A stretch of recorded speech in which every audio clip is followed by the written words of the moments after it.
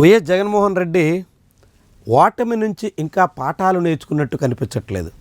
2024లో చేసినటువంటి తప్పిదాలని ఆయన సవరించుకోవడానికి సిద్ధంగా ఉన్నట్టుగా కనిపించట్లేదు.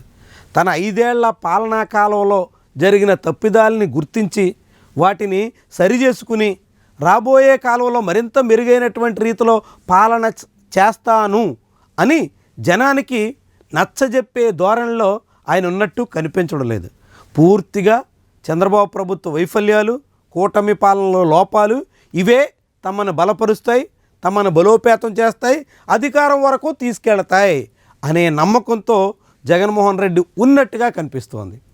ఎప్పుడైనా రాజకీయ పక్షాలకి ఎదుటి పక్షాల తప్పిదాలు ఆయుధాలు అవుతాయి, అందులో సందేహం లేదు. జగన్మోహన్ రెడ్డి సాగించినటువంటి నిర్వాహకమే చంద్రబాబు అధికారం వరకు రావడానికి కారణమైంది. దాదాపు ఎన్నికలకు ఏడాది ముందు వరకు అసలు రాష్ట్రంలో జగన్మోహన్ రెడ్డికి పోటీనిచ్చే పార్టీ ఉందా అనేటువంటి సందేహం ఉండేది చాలామందిలో.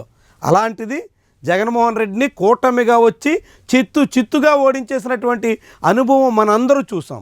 ఇలాంటి దశలో ప్రభుత్వ వ్యతిరేకత తనకు మళ్ళీ పట్టం కట్టేస్తుంది, ప్రభుత్వం మీద ప్రజల్లో అసంతృప్తి పెరుగుతున్న కొద్దీ తనకు అధికారం దగ్గరైపోతుంది అనేటువంటి భ్రమంలో జగన్మోహన్ రెడ్డి ఉంటే అది రాజకీయ అవివేకం అవుతుంది, అనుభవ రాహిత్యం అవుతుంది, పార్టీని తిరిగి పట్టాలెక్కించుకోలేని చేతగాని తనం అవుతుంది. ఈ విషయాన్ని వైఎస్ఆర్సీపీ నాయకత్వం గుర్తించడం చాలా అవసరం. జగన్మోహన్ రెడ్డి చెప్తున్నట్టుగానే ఇప్పటికే 5 ఏళ్లలో 1 ఏడాది పాలన ముగిసిపోయింది. ఇక మరొక 3 ఏళ్ళు, చివరి ఏడాది ఎన్నికల సంవత్సరం, ఎవరి ప్రయత్నాల్లో వాళ్ళు ఉంటారు. ఇక ఎవరైనా తమ పార్టీల్ని చక్కదిద్దుకుని తమ పరిస్థితిని మెరుగుపరుచుకుని తాము మళ్ళీ పుంజుకున్నాం అనేటువంటి సంకేతాలు ఇవ్వడానికి 3 ఏళ్ళు మాత్రమే గడువు ఉంది. ఈ 3 ఏళ్లని జగన్మోహన్ రెడ్డి సద్వినియోగం చేసుకుంటారా అనేటువంటి అనుమానాలు చాలామందిలో మొదలవుతున్నాయి. ఆ పార్టీ సీనియర్లలో ఈ ప్రశ్న రాను బలపడుతోంది. జగన్మోహన్ రెడ్డి వైఖరి చూసినటువంటి చాలామంది వైఎస్ఆర్సీపీ సీనియర్లు కూడా అసంతృప్తితోటి కనిపిస్తున్నారు. 2024లో చేసినటువంటి ప్రయోగాల కారణంగా ఇప్పటికే బలమైనటువంటి అనేక నియోజకవర్గాల్లో వైఎస్ఆర్సీపీ బోల్తా కొట్టి ఈనాటికి కూడా కోలుకున్నటువంటి దాఖలాల్లో, ఉదాహరణకి మడకశిర, శ్రీ సత్యసాయి జిల్లాలో ఉన్నటువంటి ఈ నియోజకవర్గం వైఎస్ఆర్సీపీకి పెట్టని కోట లాంటి నియోజకవర్గం. అక్కడ ఎమ్మెల్యేగా గెలిచినటువంటి తిప్పేస్వామి మీద వ్యతిరేకత రావడంతో ఉపాధి కూలీగా ఉన్న ఈరా లక్కప్పకి అవకాశం ఇచ్చారు. ఆయన ఓటమి తర్వాత ఆ ఉపాధి కూలీ ఏమయ్యారో, అక్కడ పార్టీ ఏమైందో ఈ రోజు కూడా అతీగతి లేదు. అలా నాయకత్వాన్ని మార్చినటువంటి అనేక నియోజకవర్గాల్లో వైఎస్ఆర్సీపీ కోలుకుందా అంటే అనుమానంగానే కనిపిస్తుంది. ఇప్పటికీ కూడా గిద్దలూరు, కందుకూరు ఇలాంటి అనేక నియోజకవర్గాలు లెక్క చెప్పొచ్చు. రాష్ట్ర వ్యాప్తంగా దాదాపు 50కి పైగా నియోజకవర్గాల్లో వైఎస్ఆర్సీపీకి ఈ రోజుకి ఇన్ఛార్జ్ ఎవరో చెప్పలేనటువంటి పరిస్థితి ఉంది. ఇన్ఛార్జిగా ఉన్నటువంటి మరొక 30 నియోజకవర్గాల్లో వాళ్ళెవరూ క్రియాశీలకంగా కనిపించడం లేదు. చాలామంది సీనియర్ నాయకులు కూడా జగన్మోహన్ రెడ్డి వైఎస్ఆర్సీపీతో అంటీ ముట్టనట్టుగానే వ్యవహరిస్తున్నారు.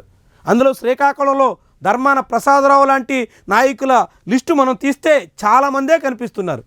పార్టీలో ఇన్ఛార్జీలుగా ఉన్నామంటే ఉన్నారు, పేరుకంటే కనిపిస్తున్నారు తప్ప ఎటువంటి యాక్టివిటీకి సిద్ధం కావట్లేదు. వీళ్ళతో పాటుగా పార్టీని వీడి వెళ్ళిపోయినటువంటి నాయకులు, పార్టీకి రాజీనామా చేసి వెళ్ళిపోయినటువంటి నియోజకవర్గాలు, అక్కడ కూడా పార్టీ గాడిలో పడుతున్నటువంటి దాఖలాలు లేవు. దాంతో సుమారుగా 100 నియోజకవర్గాల్లో ఈ రోజుకి కూడా వైఎస్ఆర్సీపీ పూర్తిగా పటిష్టంగా బలోపేతమయ్యే దిశలో ఉంది అని చెప్పడానికి ఆస్కారం కనిపించట్లేదు. మరి దాదాపు సగం పైగా నియోజకవర్గాల్లో ఇదే పరిస్థితి, ఇదే సందిగ్ధం కొనసాగుతూ ఉంటే వైఎస్ఆర్సీపీకి ఊపొచ్చేది అన్నడు. ప్రజల్లో ఆగ్రహం ఉండొచ్చు, ప్రజల్లో ప్రభుత్వం మీద అసంతృప్తి మొదలు కావచ్చు, ఇది వ్యతిరేకతగా పరిణమించే పరిస్థితి రావచ్చు. ఎన్నొచ్చినప్పటికి కూడా రాజకీయంగా పార్టీ కీలకమైనటువంటి నాయకత్వం యాక్టివ్గా ఉండి పనిచేస్తూ ప్రజల్లో కనిపిస్తూ కార్యాచరణకు పూనుకున్నప్పుడు మాత్రమే పుంజుకునే అవకాశం దక్కుతుంది. లేదంటే రాజకీయ కార్యాచరణ లేకుండా రాజకీయంగా కోలుకునే అవకాశం ఉండదు. ఇది జగన్మోహన్ రెడ్డి ఇప్పటికీ గుర్తించినట్టుగా కనిపించడం లేదు.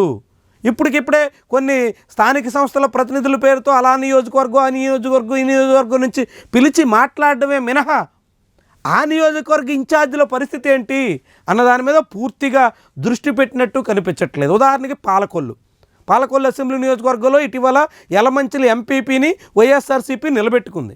ఆ సమయంలో స్థానిక సంస్థల ప్రతినిధులుగా అక్కడి నుంచి వాళ్ళని పిలిచి జగన్మోహన్ రెడ్డి మాట్లాడారు. కానీ మరి పాలకొల్లులో వైఎస్ఆర్సీపీ ఇన్ఛార్జ్ పరిస్థితి ఏంటి? 2019 నుంచి 24 వరకు 3 కృష్ణులు మారారు. కానీ అక్కడ నిమ్మల రామానాయుడిని నిలువరించే శక్తి సంపాదించలేకపోయారు. వరుసగా 3 ఎన్నికల్లో 3 అభ్యర్థులు పోటీ చేశారు. అయినా అక్కడ ఎవరికి బోణీ కొట్టే అవకాశం కూడా దక్కలేదు. మరి వచ్చే ఎన్నికల నాటికైనా అలాంటి చోట్ల కోలుకుంటుందా? ఇలాంటి చాలా నియోజకవర్గాల పేర్లు చెప్పొచ్చు. మరి ఈ పరిస్థితిని చక్కదిద్దుకోకుండా జగన్ ఏ రకంగా పట్టు సాధిస్తారు? ఆ పార్టీ ఆలోచించుకోవాల్సిన అవసరం ఉంది. ఆ పార్టీ అధ్యక్షుడు అందుకు అనుగుణంగా దృష్టి పెట్టాల్సినటువంటి బాధ్యత ఉంది. లేదంటే మళ్ళీ ఊహల్లో భ్రమల్లో సాగితే మాత్రం బోల్తా పడక తప్పని స్థితి ఎదురవుతుంది.